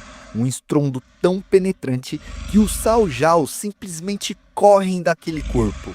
E o responsável, a rainha desse território, o predador máximo dessa região, Bubble Bears. Simplesmente uma das aberrações evolutivas daqui de Serena. Com um crânio massivo, um bico curvo, semelhante a de um papagaio titânico, ele rapidamente toma conta da carcaça. O seu corpo pulsa mais de 900 quilos de músculo, gordura e fúria. E mesmo sabendo que ele facilmente poderia abater esse jovem namicorn, ele prefere a estratégia de roubar de predadores menores. E em Serena, por muitas vezes, o direito à sobrevivência não é daqueles que legitimamente conseguem a sua caça, mas sim daqueles que conseguem impor suas vontades. Só que nem toda espécie aqui nesse mundo sobrevive através do roubo ou da competição direta. Algumas descobriram que a sobrevivência pode ser alcançada simplesmente pela cooperação. E esse é o caso do corvo de cauda azul, ou simplesmente rabo azul, um dos pássaros mais primitivos desse planeta e descendentes diretos dos primeiros canarinhos. Morfologicamente, eles pouco mudaram ao longo de milhões de anos, preservando muito o seu formato ancestral. Forjados pelas duras condições de Serenacta durante o máximo glacial, o rabo azul tornou-se ousado e territorialista. No ambiente onde o alimento é incerto, cada oportunidade é vital para esse carinha. Onívoro oportunista, ele consome de tudo, mas carne é sua principal fonte de energia. Uma de suas táticas é seguir os rastros. Pegadas de predadores podem levar as carcaças abandonadas, enquanto trilhas solitárias de presas gregárias muitas vezes revelam indivíduos recém-abatidos. Esse comportamento o tornou um mestre da sobrevivência. Só que os rabos azuis não se destacam apenas pela astúcia. Eles desenvolveram um sistema de comunicação altamente sofisticado, capaz de transmitir conceitos complexos por meio de chamadas que funcionam como substantivos, verbos e adjetivos. Assim, eles nomeiam seus filhotes, apelidam seus adultos e manipulam ferramentas demonstrando consciência de si e dos outros. Com o tempo, sua natureza de rastrear predadores e carniça os levou a uma forma surpreendente de mutualismo. Um exemplo clássico é a sua relação com o vumpo lanoso, o maior animal terrestre de Serina. Esse imenso pássaro-tronco chega a 1.000 quilos e mais de 3 metros de altura. Descendente híbrido de duas espécies, Proboscirotrus reductus e Proboscirotrus socialis, o vumpo herdou de seus ancestrais tanto o porte colossal e a inteligência ampliada quanto a resistência fisiológica e a eficiência digestiva. Combinando essas qualidades, ele se tornou perfeitamente adaptado ao rigor glacial.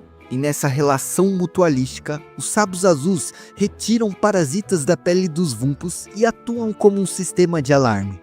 Em troca, recebem proteção e alimento. Só que essa relação vai além da simples ecologia. Tanto os vumpos quanto os rabos azuis desenvolveram formas complexas de linguagem. Enquanto os corvos azuis são criativos, mas muitas vezes dominados por seu instinto de agressividade, os vumpos se destacaram por temperamento calmo, paciente e de notável controle emocional. E apesar desses dois não compartilharem a mesma linguagem, eles encontraram um meio insano de se entender. No início, essa conversa era completamente rudimentar. Gestos simples para indicar intenções, toques físicos para transmitir conforto, formas universais de comunicação entre animais sociais. Mas foi então que algo muito sofisticado começou a emergir. O uso de desenhos abriu uma linha direta de diálogos entre duas espécies. Símbolos rabiscados no solo ou em superfícies lisas permitiam transmitir ideias de maneira mais clara, ultrapassando as barreiras sonoras. A partir dessa base, duas espécies desenvolveram uma linguagem inédita. Semelhante ao sistema de lexigramas, esses símbolos representavam substantivos, verbos e adjetivos, permitindo uma comunicação abstrata e repetitível. E mesmo sendo um método imperfeito, limitado pela necessidade de encontrar uma superfície adequada para rabiscar, ele representava algo revolucionário em Serina, a construção de um vocabulário compartilhado a partir da criação de imagens, algo observado apenas uma vez dentro da história desse planeta. Enquanto isso, do outro lado do globo, uma fogueira imensa ardia sobre o Mar do Sul, queimando sem cessar, noite e dia, visível a quilômetros de distância, como um farol contra a escuridão. Ela é o testemunho da engenhosidade dos administradores do mar, capazes de moldar o próprio ambiente através da cooperação. Essa antiga aliança reúne duas espécies distintas, os coveiros terrestres e os sonhadores marinhos. Os coveiros, com sua íntima relação com o solo, aprenderam cedo as propriedades do carvão. E mesmo que no início apenas manipulavam o fogo das queimadas naturais, logo dominaram sua produção e seu uso. Entre suas maiores tarefas estava a luta constante contra o congelamento do canal equatorial. E o fogo se revelou a única arma eficaz. E a ameaça era clara. O gelo marinho começava a formar uma ponte entre a plataforma austral e as ilhas peninsulares, bloqueando correntes oceânicas e abrindo passagem para animais terrestres tanto do sul quanto do norte de Serina. Os coveiros, nômades e os sonhadores costeiros acompanhavam o avanço dessa barreira durante um ano e previram que em pouco tempo o gelo ligaria os dois polos, fechando a passagem marítima e condenando todo o oceano a congelamento irreversível. Mas se havia algo que distinguia os administradores do mar, era sua capacidade insana de transformar o ambiente com a cooperação absoluta. Suas histórias biológicas e culturais sempre foram tecidas nesse princípio. E agora, diante de uma ameaça planetária, o esforço coletivo para manter o canal aberto não só garantiu sua sobrevivência imediata, como também reforçou ainda mais a união entre povos que já compartilhavam há eras um mesmo território estreito ao longo do Equador. Foi então, com a formação das novas pontes de gelo, que o inevitável aconteceu. Os administradores do mar reacenderam uma antiga profecia esquecida, com a visita de um pequeno pássaro em uma de suas minas de carvão. E então, um mito ancestral voltou a tomar corpo diante de todos. A lenda da unificação dos elementos estava ocorrendo diante deles. Finalmente, o seu povo havia encontrado os mestres do ar, o dominador da inteligência celeste. O surgimento dos pássaros falantes diante dos coveiros parecia a prova definitiva de que a mudança havia chegado. Ele falava da união entre famílias diferentes e trouxe consigo aliados até então desconhecidos, mas igualmente capazes. Diante disso e da natureza empática dos administradores do mar, quem ousaria negar mais uma espécie sapiente? Foi aí que as peças se encaixaram e um todo maior do que qualquer um deles começou a emergir. Com a ajuda dos sonhadores e o saber prático dos coveiros, os rabos azuis logo aprenderam a controlar e a criar o fogo, e assim transmitiram essa arte para os vumpos lanosos, que agora dispunham de uma fonte inesgotável de calor. Logo, se formou uma nova aliança: rabos azuis, vumpos, coveiros e sonhadores. Mas o domínio do fogo não era apenas um presente. Ao distribuírem esse conhecimento, inevitavelmente eles abriram uma caixa de Pandora, e o que viria a seguir mudaria completamente o rumo de Serena. Os rabos azuis, até então vistos como aliados cooperativos, formavam na verdade um povo diverso e espalhado. O domínio dos céus lhes permitia migrar com facilidade, ocupando diferentes nichos e levando consigo novos conhecimentos. Foi assim que o domínio do fogo se espalhou rapidamente por toda a sua espécie. Só que nem todos usaram essa arma da mesma forma. Enquanto alguns clãs conviveram com outras espécies e aprenderam a empregar o fogo como força criadora, um grupo isolado, vivendo em terras pobres em recursos, encontrou nele uma arma poderosíssima. Para eles, o fogo não servia para se construir, mas para queimar carcaças, afugentar predadores e transformar a paisagem em campos abertos. Foi então que um século se passou até que esse clã se voltasse contra os próprios administradores do mar. Observando seus recursos, eles decidiram atacar, e esse ato marcaria o início de uma cadeia de eventos desastrosos, cuja escala ultrapassaria em muito a capacidade dos seres vivos. Como uma muralha em chamas, o primeiro incêndio varreu a terra por semanas. Mas ao alcançar as antigas minas de carvão dos coveiros, o fogo tomou proporções que os rabos azuis invasores jamais imaginariam. Alimentadas por centenas de milhões de anos de carbono acumulado, as chamas lançaram cinzas densas que obscureceram o céu, tingindo o mundo inteiro de vermelho. O incêndio foi tão vasto e tão intenso que criou o seu próprio clima. O ar frio, vindo do oceano, foi sugado para o interior desse calor, gerando tempestades colossais. Nuvens carregadas explodiam em raios incandescentes, enquanto tornados de fogos dançavam sobre a terra. Foi só com as chuvas torrenciais que o pior foi contido, e o que restou foi uma paisagem completamente carbonizada, onde a vida só resistiu em refúgios úmidos. Pântanos, rios e trechos costeiros, intocados pelo fogo. Muitas espécies, já frágeis em números, desapareceram para sempre, e a região das estepes costeiras cultivadas pelos vumpos lanosos foi uma das mais devastadas. Ali, além das chamas, gases letais como o dióxido de enxofre e monóxido de carbono envenenaram os sobreviventes restantes. O mar, por sua vez, parecia até seguro no início. Os administradores do mar observavam das águas o céu em chamas e a terra iluminada pelo desastre, enquanto animais terrestres desesperados se amontoavam em suas praias. Mas foi logo que eles compreenderam: aquilo não era um evento passageiro. Nas gerações seguintes, o fogo continuaria a queimar lentamente, inundando a atmosfera com gases capazes de remodelar o clima global. E apesar do gelo marinho derreter, isso não traria uma salvação.